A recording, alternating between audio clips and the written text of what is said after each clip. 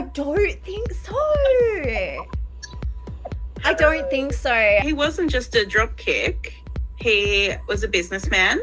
And actually, I didn't even realize that he was a con artist until days after I broke up with him. This podcast was created on the lands of the Gumbaynggirr and Wurundjeri peoples. We pay our respects to elders past and present. Always was, always will be. We wanted to give you a heads up that this podcast discusses themes such as domestic violence, coercive control, sexual abuse, and child abuse. Any similarity to Nicholas Firefly of Queensland, Australia, is due to the fact that this podcast is about him. We have reached out to Nicholas to give him the opportunity to come on the podcast and tell his side of the story. However, he declined our offer. The views shared in this podcast are our opinions and interpretations of events, not statements of fact. Descriptions of behaviours and characteristics refer to observed patterns and dynamics, not diagnoses or criminal allegations. We created this podcast because we found ourselves in the unusual position of needing to warn women about a man whose MO is extraordinary. We believe that extraordinary claims require extraordinary evidence, so here is ours. You're listening to Catch the Dragonfly with Kiki and Jules, a podcast about a lover, a charmer, a farmer, and what happens when you try to con a true crime girlie. I was finishing up what I thought was the most hectic part of my life. I was thinking everything's gonna go back to normal now. Everything's just gonna start running smoothly. There are not gonna be any more wild twists and turns in the things that happen to me, and everything's gonna be fine. I'm coping really well. Maybe I want to go on a little date. Nothing wrong with a little date. Nothing wrong with a little date. I met this guy, a really empathetic person. As he told me, he was an activist, he's Indigenous. I thought, wow, I'm so lucky. I found this beautiful man. He's 6 foot tall, is going to wear a mask so that we can share a bubble together. Everything was amazing. He was littering the house with love notes. He was finding me so many 4-leaf clovers. He was writing an album about me. He was painting me. He was designing a tarot card deck about me. I could not believe Romance. Couldn't believe it. It was so romantic. All we wanted to do was stare at each other, basically. It was a lot all at once, but that can happen with neurodivergent people. When we met, we instantly clicked. I love hard. I love hard when I do. It's not weird for feelings to move really quickly because that's how I feel. Yeah. Of course, it's been reciprocated. Like, other people can feel it too. Like we've always said, love bombing works on me. I deserve that level of love. This all seems correct. This seems about right. But yeah. Now we know the red flags to look out for with someone who feels hard, because some people don't just feel hard. They really more need somewhere to live. Yeah, they need, nurture at your expense, not theirs. But also, he wasn't just a dropkick. He was a businessman. He owned a farm. He was living in a rural place where he was doing small hobby farming and bought another farm down further south. He moved into my place. He was helping me out so much. He was planting me a flower garden from seed within days. And we just didn't want to be apart. And why would we have wanted to? Because everything was nice, calm, loving, respectful. But really, there were a few red flags. I ignored them because they felt like nothing. They seemed so inconsequential compared to this love that I'd found, the love of my life. Love does that, right? Like it can make you ignore things that do seem inconsequential. Everyone has their flaws. We're all human. You've got to accept people where they are, and people can evolve. Hindsight is 2020, right? But at the time, we're doing what we've been taught to do. Give people the benefit of the doubt. Give people the chance to change. Don't be looking for the negative. Be looking for the positive. Give love a chance. I did all that stuff, and then I didn't. It really was a pretty quick unraveling of things for me. How far into the relationship did the signs start showing? I would say it wasn't that long, a few months in, but we were only together for 5 months total. I started thinking, this guy really has a lot of stories. And again, it's something I don't question because I'm someone who has a lot of really unbelievable side quests that have happened in my life that I've that have happened to me, people I've encountered, and the same with a lot of my friends. And it's verifiable stories. I was there. So at first, I'm just thinking, oh, yeah, classic. It's another interesting character from. We'll beep that out. But interesting character from it was, but not in the way that I thought. And actually, I didn't even realize that he was a con artist until days after I broke up with him. Thank God for standards. He was already in the bin. He tried to tell me a story about an object, a belonging of his. But the object was mine. My little mink pink bag had fallen off of a shelf and into a box of his belongings. And he was packing his stuff to leave my home. And that's when he came to me with a story. As I said, we'd already broken up because I didn't like the way that he was speaking to me on a particular day. And I tried to have a conversation with him about it. It was really actually one of the first times that we'd needed to have a talk about anything because he'd been so agreeable, so thoughtful, so caring for me. But on this day, he was just like, he was zoned out into a video game the whole day. When I was speaking to him, he wasn't responding with more than a grunt, and I just tried to talk to him about what was going on with it. This was how I found out he really doesn't have conflict resolution skills. And to him, that was a time to get stroppy, go for the silent treatment, deflecting onto me. This went on for like several hours, having a conversation with calm voices, but that didn't seem rational or reasonable to me. It seemed like a really big overreaction to someone going, hey, what's the deal? You don't seem to be able to engage with me. At one point during that conversation, he said to me, well, we just shouldn't be together if that's how it's going to be. If we're going to start throwing out, this is a relationship and like so casually over something so small, that to me screams emotional blackmail. That to me screams, I don't have emotional intelligence. I don't have conflict resolution skills. I can't handle being gently called out for a basic thing. So I said, yeah, actually, I agree. Let's break up. That turned into a few more hours of me reiterating to him that like, no, we're broken up. He was telling me he would do anything to get me back over the next few days while he was packing up his stuff, getting ready to leave. He was packing his stuff to leave. And he held up this bag to me going, this was made for me by a Native American elder. He's got a lot of stories about the United States and his connection to Indigenous people all over the world, which again, I've got other Indigenous friends for whom that is just a fact of life, that they are in contact with Indigenous people all over the world. So it didn't seem that outrageous, except for the fact that the bag belonged to me. So I let him tell his little story about how this elder had made the bag for him and given it to him. And I just went, really? And he went, yeah. And I went, can I have a look? And he goes, yeah, and hands it to me. And I just pull up the top of the bag and point at the label, mink pink baby. This belongs to me, this bag. And of course he gives me the good old, I must have got it confused with the actual bag. They're so similar. But that was when I decided to start reevaluating all of the stories that I'd heard. And I had really decided that I had a few things I wanted more clarity on, a few things I wanted some answers about now that I'd been reconsidering all of his stories. The bag was not for real. And I was starting to wonder what else was not for real, such as the fact that me, who is in a lot of chronic pain and deals with excessive chronic fatigue, was doing all of the driving for him to go and pick up his children for us to have for the weekend. I was doing all of the driving. According to him, his ex-wife had taken the car. She'd kept the car. She had the kids. She was like, I'm keeping the car. You cannot use it, even when you're the one who's going to have the kids for the weekend. Anyway, the car not appearing for him to use. It was starting to feel a little bit suspicious. I really don't like letting people drive my car. But he had also put up a barrier against that anyway, talking about being really scared to drive because of saying that he had been diagnosed with narcolepsy on the NDIS, is what he was saying to me at the time. We're broken up. He's saying, I'll do anything to get back with you.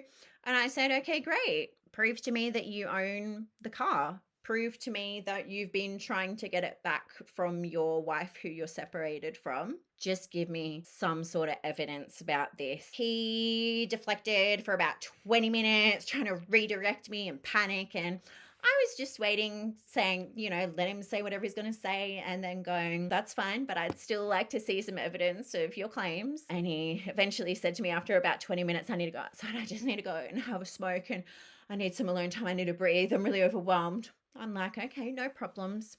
Outside he goes. He's back in about 3 minutes, and he's looking much happier. He's looking a lot happier. He's figured it out. He holds his phone up to me and shows me his call log.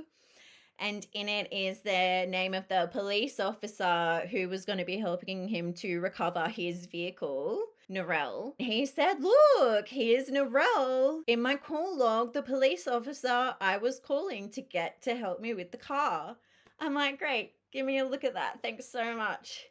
Click into Narelle, look at the phone number, get my phone, Google that phone number, and it's the family health clinic that he'd recently had an appointment at. So at that point, Narelle, she does everything. I continue following my training, of course. I'm going to be totally polite to this guy, give him the benefit of the doubt. Of course, don't worry, I'll ring around the police stations and find Narelle myself. He really didn't like that when I started phoning the police stations. I rang police station. They don't have a Narelle, but there are 3 stations who are together in the area. And I ring the next one. There's no Narelle. There hasn't been a Narelle there, the same as the last place, but you can call. He was right there, and I said, well, this is the last chance for a Narelle. He says to me, just don't. Just please don't call him. I said, why not? He goes, just don't do it. Just don't do it. Like, he just wants me to re-enter the family. Just don't worry about finding out information. Like, we could just be together instead. Take my word for it. Believe me when I say that I'm lying to you, and you need to believe it. So then I make the phone call. Narelle doesn't exist. So we establish that. He finally admits it. And then I decide to ask about the next thing I was feeling curious about, which was, geez, his lawyer really gave him some bad advice regarding his divorce from his wife who he's separated from. His lawyer had said, oh, if your wife's acting that out of pocket as you claim she is, you shouldn't be trying to divorce her yet. Wait for her to calm down. I don't think so. As someone who is divorced, that's not how that works. I don't think any professional would ever give that advice. No. If your spouse is acting crazy, just stay there a bit longer. Yeah. It'll simmer. It's fine. It'll calm down. Don't worry about it. Yeah. It's okay. So I said to him, how's about Phil, your lawyer? I want to see who Phil is. I want to see whether Phil exists. So he starts looking through his emails for an email from Phil, and the emails just aren't there. Leaks them. And then he tells me a surname for Phil eventually, because he goes to me, well, he's retired. I said, that's fine if he's retired out of his practice or whatever, but I still just want to look him up. I just want to check who he is. This surname that he gives me has never been registered as a lawyer in any of the 3 states that claims to have lived or worked in. So we ended up finding out that the lawyer doesn't exist. And then that brings another problem, because that same lawyer helps him with all of his business dealings for his farm that he's trying to get out of the red to start being profitable. He's talking to his lawyer about this stuff all the time, especially because he ended up with a frozen bank account, so he claims, and his lawyer was getting that sorted. Lucky I was able to cover the bills that whole time while his bank account was frozen.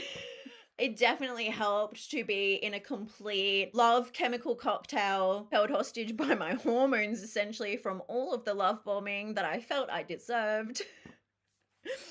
And you do. And I do. I do. You do. But that's how we came to find out, oh, his job doesn't exist. His company doesn't exist. Of course, I asked for an ABN. There's no ABN. Don't worry, I'll look you up by your name. Oh, there's no ABN under your name. And what did you say the name of your business was? There's nothing registered under that. Pretty confusing. Pretty confusing. So this is how I started to realize this man is a con artist, and I could not wait to get him out of my house. He kept groveling. He kept trying to get back with me. Once I'd found out that he's a con artist, he of course wanted to convince me that he was redeemable and that he was changing.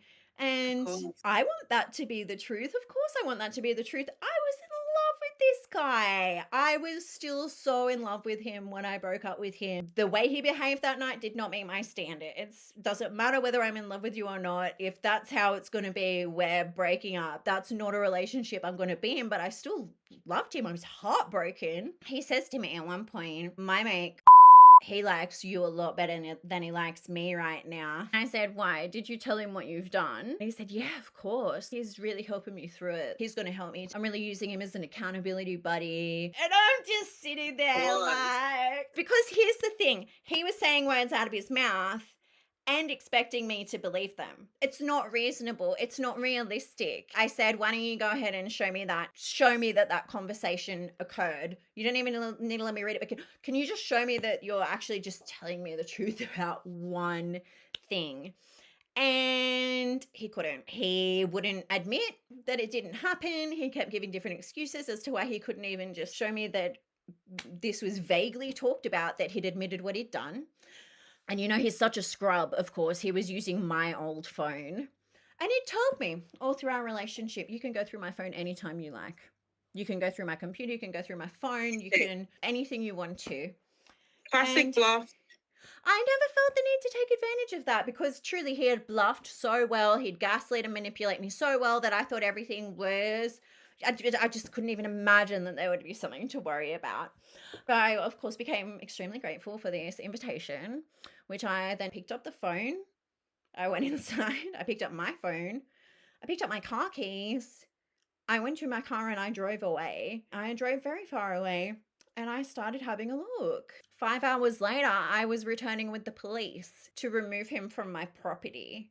It was the only option, really, wasn't it? After what I saw, I knew that I couldn't go back there to my home alone in the dark and face this man who had access to weapons at the house. He used machetes for gardening all the time. He always had a knife on him.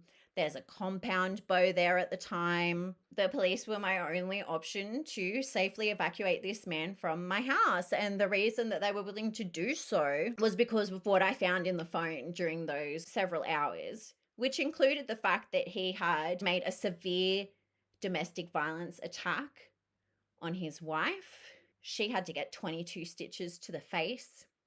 I found out that he'd king hit her on multiple occasions.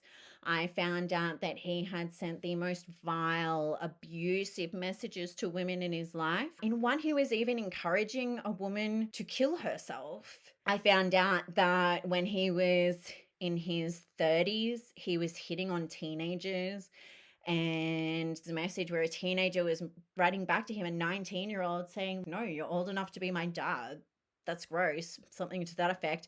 And he was saying, well, you can let me know if you ever change your mind. Like, just really, really creepy stuff. Disgusting.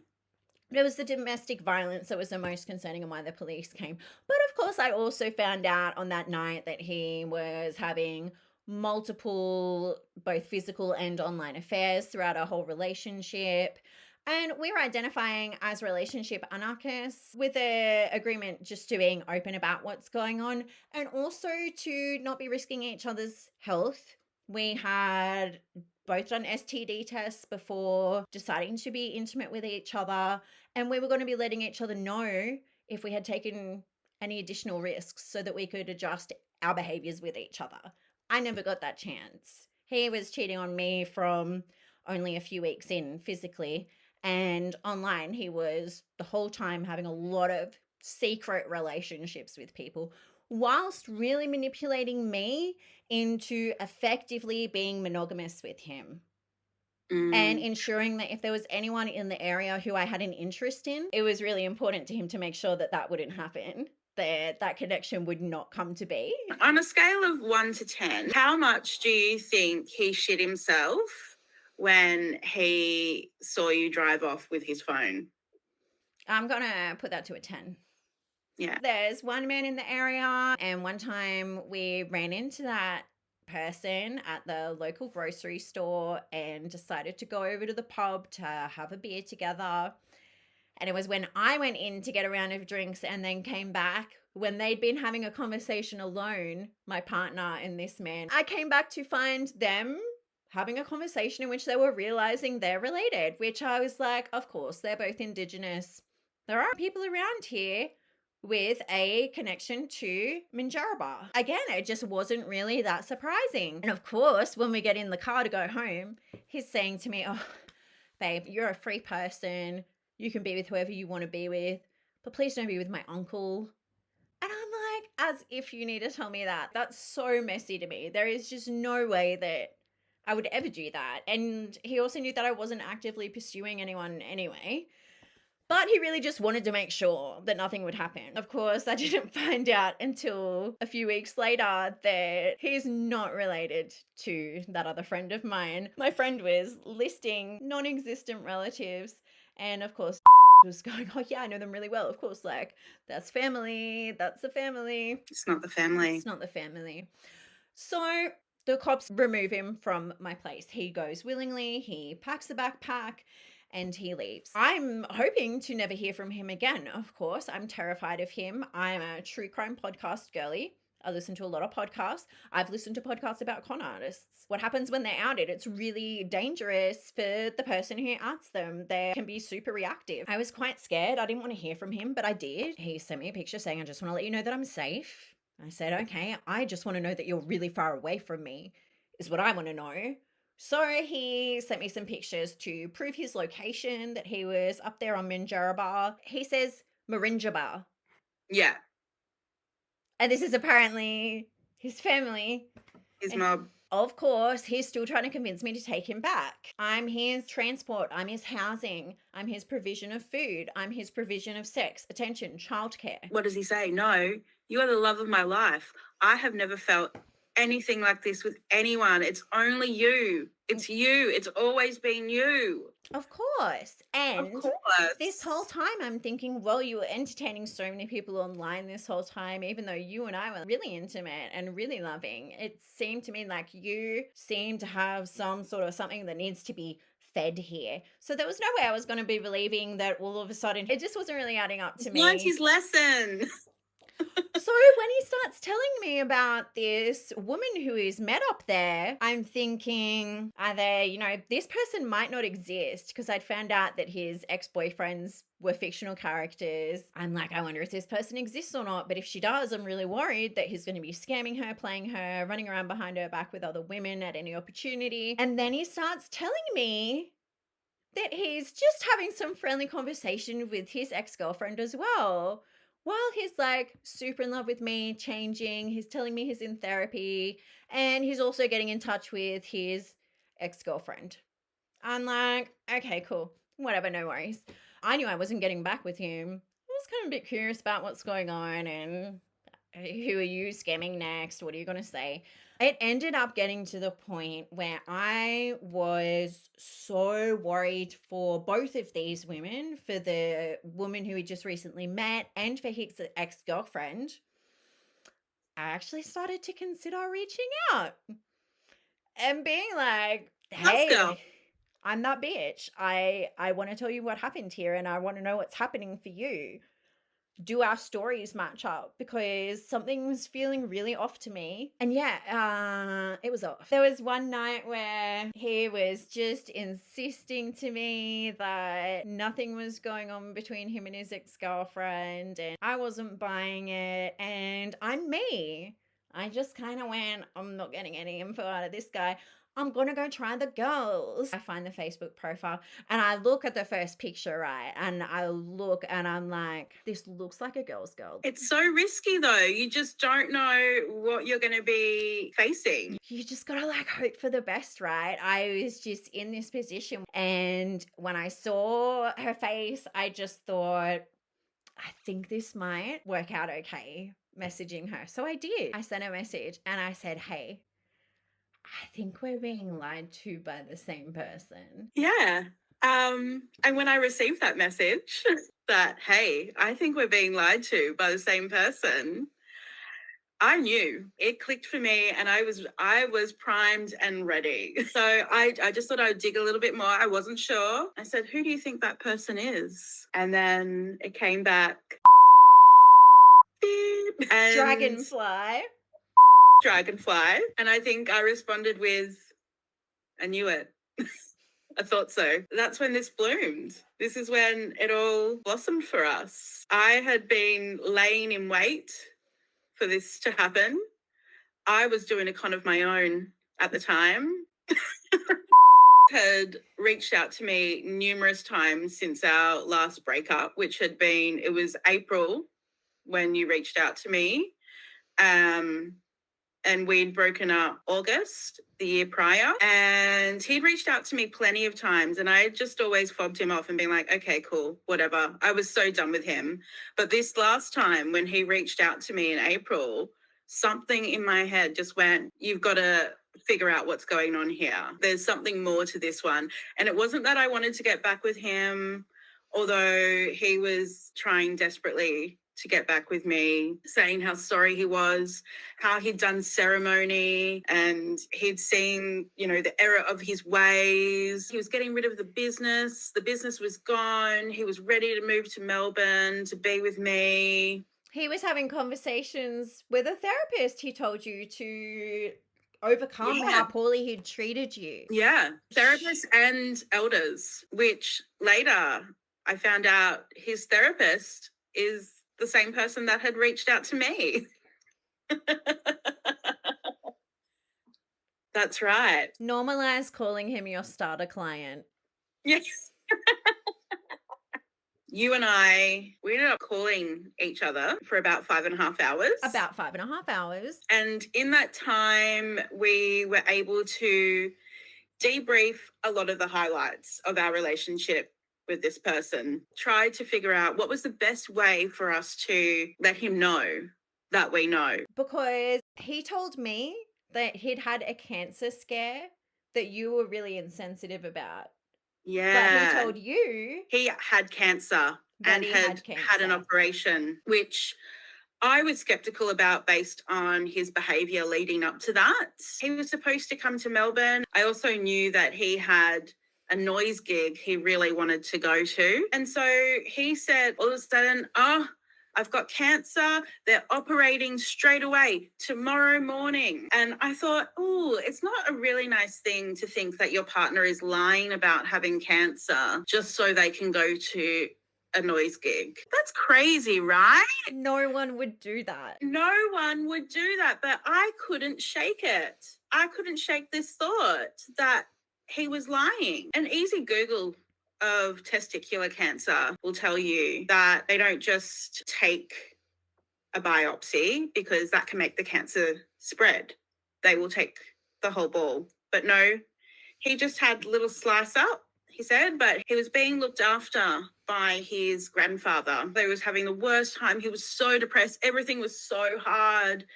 And I was being so mean and insensitive to him. And I was really struggling with this, I was really struggling because I had to do some snooping. And I knew when this gig was on. And he was messaging me that whole day going, I can't remember the name of this friend. It's one of the friends that he uses all the time. He dropped behind my granddad's place and he wanted to take me to the gig. He was seeing how flat I was. Meanwhile, I've actually never seen any of friends in the flesh. He doesn't have any physical friends that aren't actually his partner's friends. That should have been a warning sign. Yes. Supposed to be coming to Melbourne. He was like, I've not shown up for you. I'm going to show up for you now. I'd moved very far away from him. I'd moved from the mid-north coast of New South Wales to Melbourne to get away from him. I'd also gone to Europe, but he wouldn't leave me alone. He was still messaging me every day. And I just had to get away. I was heartbroken. I needed distance. And thank God I had that distance because that distance gave me some clarity. And I had a girlfriend staying with me at the time and I was going, this just doesn't seem right. She's going, this really doesn't seem right. Anyway, the day that this gig was on, the next day, I go, oh, I'm just going to look up on their Instagram and see how that gig went. And there's a video and he's there front and center dancing with his wife, who apparently is in the midst of divorcing. He's told me that like the divorce papers, they're on the way, they're happening. They are getting divorced. She's got a girlfriend. He's going to move on with his girlfriend, who we were actually engaged. Yeah, he was there. Looking quite well, would you say? He was looking quite well. I was just like, there'd been so much leading up to this. Just so many things and excuses and stories and reasons why he couldn't show up to be the partner that I deserved and blah, blah, blah, but wouldn't let me go. And once I saw that, I just knew. Like, I didn't have any hard evidence, but I knew that everything was a lie. And I was thinking to everything that had happened, and I went, nothing's true. Nothing is true. And so I was like, fine, I'm ready to just ghost and walk away. But I didn't want to stop being his friend on Facebook or Instagram. I felt like I needed to keep my hooks in a bit to just keep an eye on him, you know? I didn't know what I was going to do with that, but I just wanted to keep an eye. You knew he's not one to just release back into the wild. There's Exactly. He's not like a kiss and release. Mm-hmm. When he hadn't heard from me for 24 hours, he messaged me and said, hey, how you doing? I haven't heard from you all day. And I asked him how the gig was. And he said, I didn't go. I'm at my granddad's, remember? Too cancery to go to the gig. And I said, oh, really? And I sent him the video of him dancing at the gig and like downing his Coopers. And so the gig is in one location in New South Wales, and he's claiming to be hundreds of kilometers away in Brisbane. Yeah. A good 6 hours away. He's like, that was the worst. And then he starts going on about what an uncomfortable drive it was and how he felt sick. It was wall text of, I wish I was there. I couldn't even do it. Like, you know, I just want to see my kids, blah, blah, blah. And I'm just like, I don't care. Like, just, I'm so done. I know now that you are a liar. You're a fucking liar. Finally, like, something's concrete. And you know what? I've never been such a mess. My friend that I visited in Europe, he thought that I was going to die from heartbreak. I could not get through an hour without crying. I could barely move. So when this finally happened, I was like, it felt like a weight lifted off me. I was released. My shackles gone. You know, it was so wonderful. It was such an elevating experience to just be like, I'm not crazy. I'm not crazy. This man has been lying to me and gaslighting me this entire time. So when we're on the phone, all of this stuff is what he realizes we could be figuring out, because I'd been talking to him about you. He'd been giving me the same non-factual answers. And he knew my personality pretty well. He knew that I'd outed con artists in the past. I guess he knew that there was a pretty good chance that I was going to be on the phone with you, because it was probably like, about half an hour into our phone call. He was blowing up our phones, like both of them, taking turns. Like, he'd ring mine, he'd ring yours, he'd send a message to both of us like, what's up, babe? Haven't heard from you. Oh, you busy? Oh, you with some friends? Like, and so we did what the only thing we could do, which was we were already on a FaceTime, and we sent him a screenshot of the two of us on the phone. And I really do think that all of his organs dropped out of his asshole at that moment that he received that. Indeed, they did. Our relationship really blossomed from there. Like 2.5 hours into our phone call, when you said I was so traumatized when I was breaking up with him, I was closing down my shop. Yep. And I said, wait a minute, was that a hairdressing studio? In early 2023, I had just broken up with the love of my life. I was devastated.